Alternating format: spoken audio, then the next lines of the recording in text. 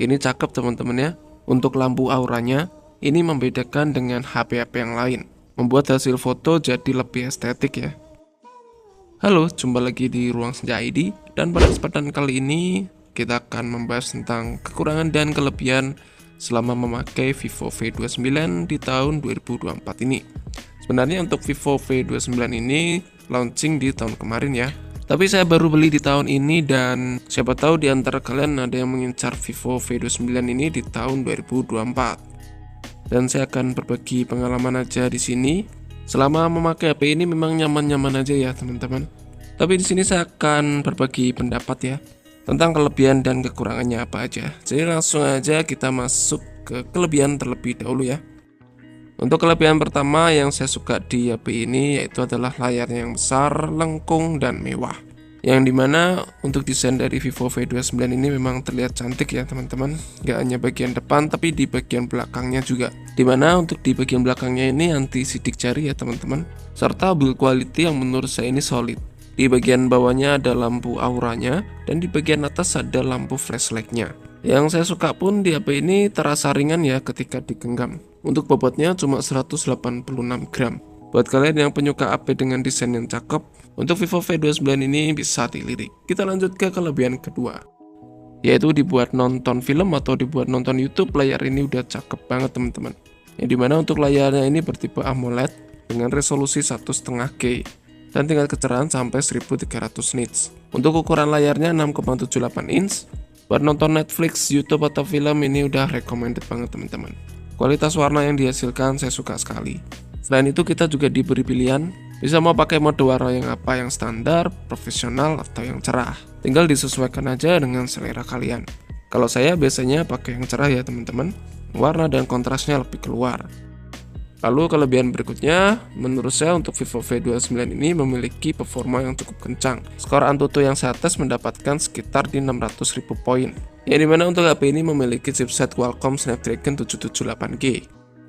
Tapi nggak cuma itu, Vivo menyediakan fitur game turbo yang namanya adalah penyempurnaan tampilan. Yang dimana ketika kita aktifkan ketika main game, gambarnya akan lebih detail, warnanya juga akan lebih hidup, lebih cerah. Dan saya suka dengan fitur ini.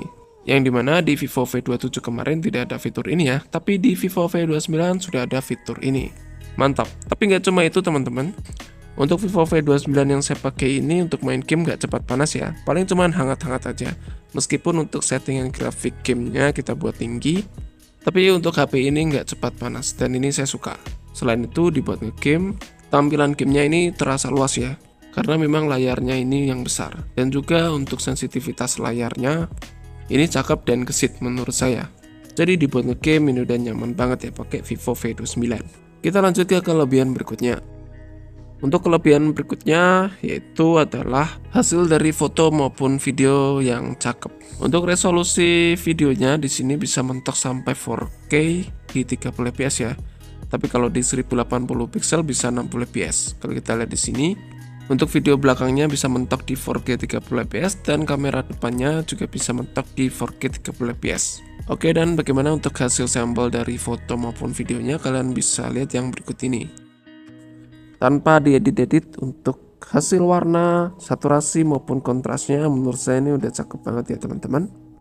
Di sini saya kasih banyak sampel ya, biar kalian bisa menilai sendiri bagaimana kualitas foto dari HP Vivo V29 ini. Untuk hasil warnanya menurut saya natural ya, terlihat cerah tapi tetap menjaga keaslian warnanya. Ini cakep bener ya teman-teman. Ini saya foto di siang hari ya, jadi kurang lebih seperti ini. Dan untuk hasilnya memuaskan ya, menurut saya ini udah cakep banget. Lalu ini siang hari juga teman-teman. Lalu ini di sekitaran lapangan, untuk hasilnya juga bagus ya, shadownya juga terangkat. Ini udah cakep banget ya untuk dibuat foto-foto teman-teman. Lalu untuk awannya juga terlihat dengan jelas ya.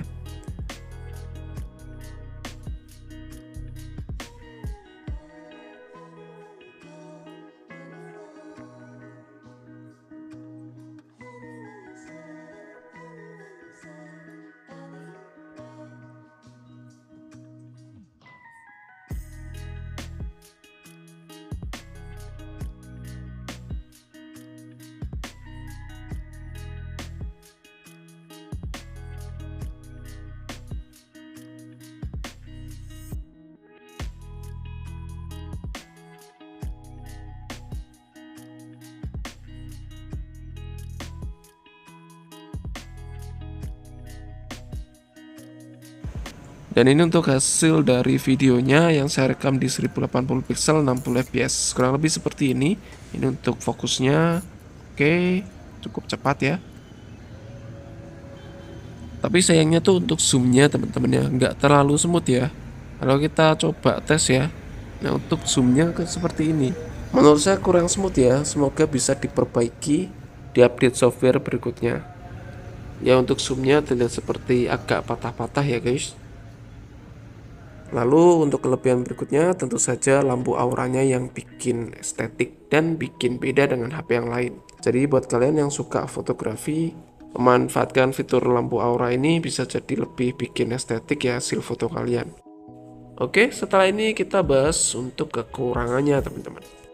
Menurut saya untuk kekurangannya HP ini tidak memiliki lubang earphone jack 3,5 mm ya. Jadi kalau mau mendengarkan musik pakai headset harus pakai converter atau pakai headset Bluetooth.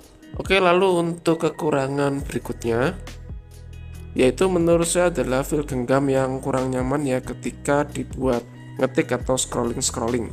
Karena HP ini layarnya cukup panjang ya. Dan kalau saya lebih suka HP yang agak kecil ya.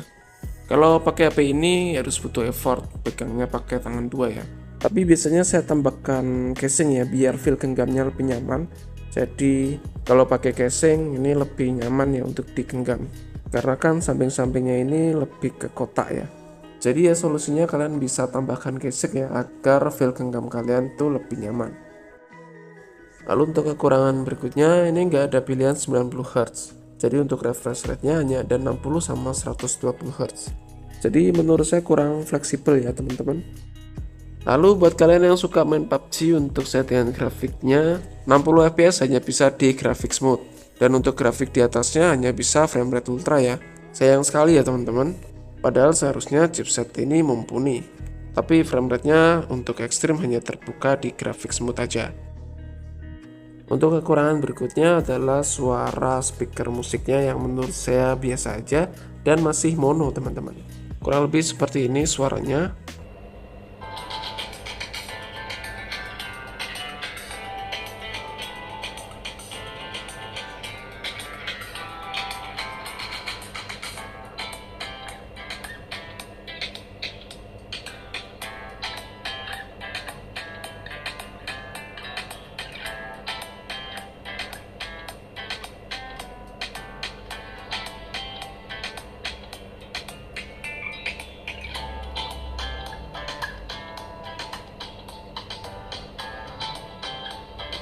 Menurut saya untuk hasil suaranya itu kurang ngebass dan cenderung lebih ke treble. Dan saya jujur aja kurang suka ya teman-teman dengan hasil suara speaker musik dari Vivo V29 ini. Oke, jadi kurang lebih seperti itu untuk pengalaman yang mungkin saya bisa bagikan di sini. Kelebihan serta kekurangan selama memakai Vivo V29 menurut pengalaman saya dan pendapat saya. Atau kalian juga bisa sharing aja di kolom komentar jika ada pendapat lain. Semoga bermanfaat dan sampai jumpa di video berikutnya.